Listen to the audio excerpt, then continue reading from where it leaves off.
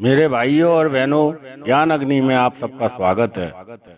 केवल ऐसा महसूस होता है कि किसी भोग को प्राप्त करने से हमारी इंद्रियों और मन में जो खुशनुमा भाव होता है उससे हमें शांति को महसूस करेंगे, परंतु यह केवल हम अपने आप को धोखा दे रहे हैं। बाहर के विषयों से सुख प्राप्त करने की कोशिश में ही कष्ट है, उसको पाने में, जमा करने में और भी परेशानियां हैं। हमें जो भी भोग प्राप्त होते हैं वे भोग हमेशा पास नहीं रहते।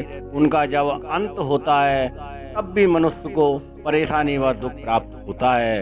हकीकत में बाहर के सुखों से कभी भी शांति नहीं मिलती, लेकिन ऊपर से देखने में वे इस तरह खूबसूरत लगते हैं जैसे मरुस्थल में रेत में सूर्य की रोशनी पड़ने से हिरण को जल का आभास होता है। हिरण पानी की कल्पना कर उस ओर तेजी से दौड़ता है, परंतु उसे पानी की प्राप्ति होनी तो दूर और अधिक प्यास बढ़ जाती है। इसलिए भगवान कहते हैं जो मनुष्य ज्ञानवान है वो इस बाहर के विषयों में सुख बुद्धि नहीं रखता। वो केवल आवश्यकता के अनुसार उसका प्रयोग जरूर करता है, लेकिन सुख की कोशिश का संपूर्णता से त्याग कर देता है। इसलिए उस मनुष्य को परेशानी कभी परेशान नहीं करती।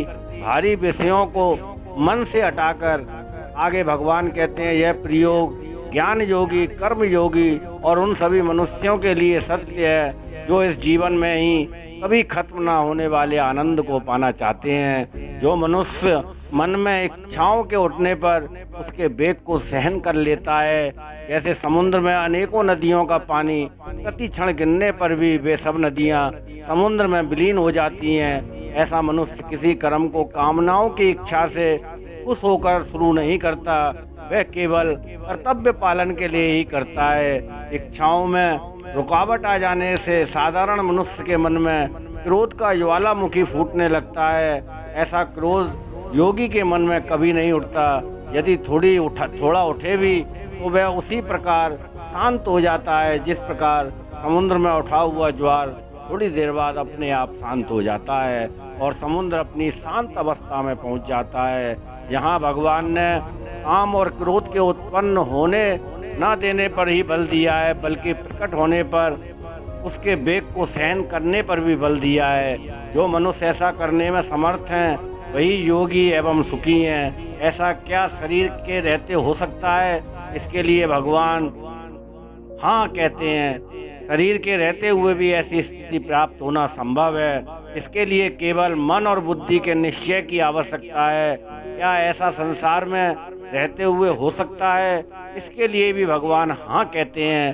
संसार में आपकी स्थिति कैसी भी हो, लेकिन मन और बुद्धि को सही रास्ता दिखाने से ये स्थिति अपने आप प्राप्त हो जाती है। इसके लिए किसी कार्य या इच्छा की आवश्यकता नहीं है, केवल मन और बुद्धि के दृढ़ संकल्प में होना आवश्यक है। ऐसा मनुष्य ही योगी और हकीकत में सुखी कहलाने योग्य है। किसी पर पैसा बहुत हो या संसार में उसकी प्रसिद्धि बहुत हो या उसके बहुत से संगे साथी हो, इस सब पर मनुष्य का सुखी होना निर्भर नहीं है। यह सब तो कुछ अर्थों में केवल उपयोग की वस्तु है, इससे सुख का कोई संबंध नहीं है। लेकिन जो मनुष्य काम और क्रोध के वेग का सहन कर लेता है उस मनुष्य का मन सदा प्रसन्न रहता है। साधक अवस्था के लिए मन का प्रसन्न होना बहुत जरूरी है। मन की ऐसी अवस्था होने पर मनुष्य परमात्मा में धीरे धीरे स्थित हो जाता है